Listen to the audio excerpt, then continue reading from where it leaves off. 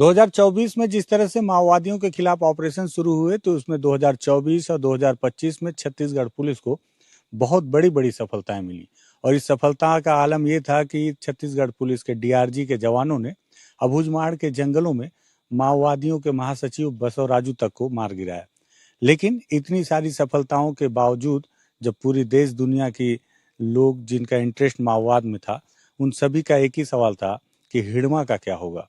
हिड़मा क्या सरेंडर करेगा या हिड़मा मारा जाएगा।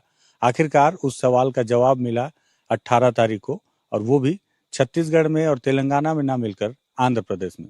आंध्र प्रदेश में 18 तारीख को पुलिस ने एक प्रेस नोट जारी किया और बताया कि सुबह लगभग 6-7 बजे एक बड़ी मुठभेड़ हुई जिसमें 6 माओवादी मारे गए। उसमें सबसे बड़ा नाम माड़वी हिड़मा और उसकी पत्नी राजे का था। जब सबसे पहले खबर निकल कर आई तो किसी ने भरोसा नहीं किया, लेकिन जब धीरे धीरे उसके डेड बॉडी को लेकर आइडेंटिफाई कराया गया तो ये बात धीरे धीरे क्लियर हो गई कि मारा गया माओवादी मोस्ट वांटेड हिड़मा ही है। फिर भी किसी ने इस पर भरोसा नहीं किया, क्योंकि हर कोई सोचता था कि हिड़मा से जब मुठभेड़ होगी तो बहुत विकराल मुठभेड़ होगी और इस तरह से 1 घंटे के अंदर हिड़मा मारा जाएगा, ये अभी भी कोई भरोसा नहीं कर रहा। लेकिन उसके ठीक दूसरे दिन आंध्र पुलिस ने फिर से एक जानकारी साझा की कि जिस इलाके में माड़वी हिड़मा और उसके साथियों को मारा गया, उसी इलाके के आसपास एक और मुठभेड़ हुई जिसमें 7 और माओवादी मारे गए। इसमें टेक शंकर, जो फिलहाल सेंट्रल कमेटी का सदस्य है, और उसके साथ और उसके 6 अन्य साथी मारे गए। मारे गए माओवादियों के हथियार भी बरामद किए गए।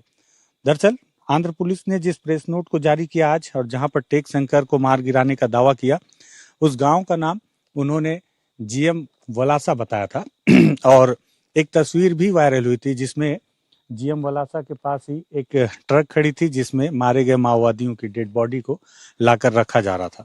हालांकि पूरे दिन आज हमने कोशिश की कि उस इलाके की ग्राउंड रिपोर्ट करें, लेकिन उस इलाके तक आने के लिए फोर्स लगातार प्रिंट मीडिया को आने नहीं दे रही थी और न ही उन्हें घटनास्थल तक जाने दिया जा रहा था। पूरे दिन हिड़मा और राजे के परिवार के लोग भी हॉस्पिटल में बैठे रहे, उनसे भी पत्रकारों को मिलने नहीं दिया गया। देर रात जब ये जानकारी मिली कि अब उस इलाके से फोर्स हटा दी गई है, तब हम देर रात उस गांव तक पहुंचे हैं जिस गांव पर पुलिस ने प्रेस नोट में जारी किया कि जीएम वलासा के आसपास में मुठभेड़ हुई है। हालांकि इस गांव में हम देर रात पहुंचे हैं तो पूरा गांव सो चुका है। फिर भी हमें कुछ लोग मिले और उनसे जब हमने बातचीत की तो उन्होंने इस मुठभेड़ के संबंध में कोई भी जानकारी होना नहीं बताया। हालांकि उन्होंने ये भी बताया कि ना तो उन्होंने कोई गोलियों की आवाज़ सुनी और फोर्स का तैनात होने की जानकारी भी उन्होंने बताई कि कुछ देर पहले ही यहाँ से फोर्स को हटा लिया गया है।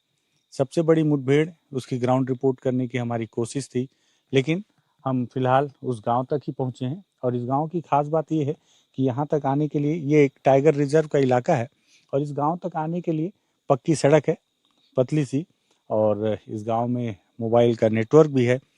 तो उसके बावजूद ये सवाल सबके जहन में कौंध रहा है कि इस इलाके में जो कि इतना घना जंगल है, इस इलाके में हिड़मा पहुंचा कैसे होगा, और अगर इतने घने जंगल में हिड़मा पहुंचा अपनी टीम के साथ तो जवानों ने उसे ट्रैक कैसे किया होगा।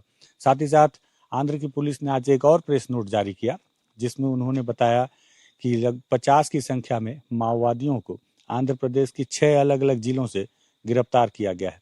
गिरफ्तार किए गए सारे माओवादी बीजापुर और सुकमा जिले के रहवासी हैं, जो कहीं ना कहीं माना जा रहा है कि हिड़मा की टीम के ही सदस्य हैं जो बटालियन के साथ रहते थे।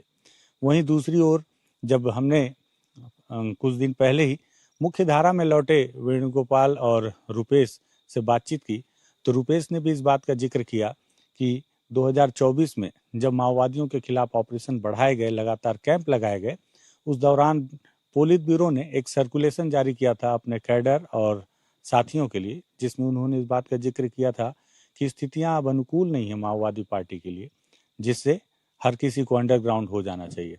उस दौरान हालांकि रुपेश ने और वेणुगोपाल ने उनके इस फैसले का विरोध भी किया था कि वो माओवादी जो जंगलों में सरवाइव कर रहे हैं, जिनके पास ना आधार कार्ड है ना वोटर आईडी कार्ड है, वो शहरों में सिविल लोगों के साथ में कैसे सरवाइव करेंगे। आज भी जब आंध्र पुलिस ने उन्हें गिरफ्तार किया तो हर कोई अलग अलग कंस्ट्रक्शन साइट में किसी बिल्डिंग के निर्माण में मजदूरों की भूमिका निभा रहे थे। इसमें भी सीनियर कैडर के माओवादी पाए गए जिनकी गिरफ्तारी की गई, जिसमें डीवीसीएम स्तर के भी माओवादी हैं। घटनास्थल तक जाने की परिस्थितियां अभी भी निर्मित नहीं हो पा रही और अभी भी इस पर लोग तमाम तरह के सवाल उठा रहे हैं मुठभेड़ पर। लेकिन एक सच्चाई ये है कि वो नाम जिस पर सारी दुनिया की निगाह टिकी हुई थी, वो नाम अब समाप्त हो चुका है, जिसका नाम माड़वी हिड़मा है। आज पूरे दिन माड़वी हिड़मा के पैतृक गांव पुअर्ती में मातम पसरा रहा। उसकी मां का रो रो कर बुरा हाल था और पूरी दुनिया यही जानने की कोशिश में थी कि आखिर ये मुठभेड़ हुई कैसे। जिस इलाके में मैं हूँ, इलाका बहुत घना जंगल है और आमतौर पर देखा जाता है तो इतने घने जंगल बस्तर में भी नहीं पाए जाते, जहां लंबे समय से माओवाद सरवाइव कर रहा है। आज इस इलाके के एसपी आईपीएस अमित ने बताया कि किसी समय में आंध्र प्रदेश से ही माओवाद पैदा हुआ, जो दंडकारण्य की तरफ चल गया था, लेकिन अब यहाँ पर वो स्थिति नहीं है। अब यहाँ के लोग माओवादियों को किसी तरह का समर्थन नहीं देते और यही वजह भी है कि माओवादी एक बार फिर से लौटने की फिराक में थे, जिसमें वो पुलिस की निगरानी में आ गए और उन्हें इतनी आसानी से मुठभेड़ में मार गिराया गया। आंध्र प्रदेश से घटनास्थल से एनडीटीवी के लिए विकास तिवारी।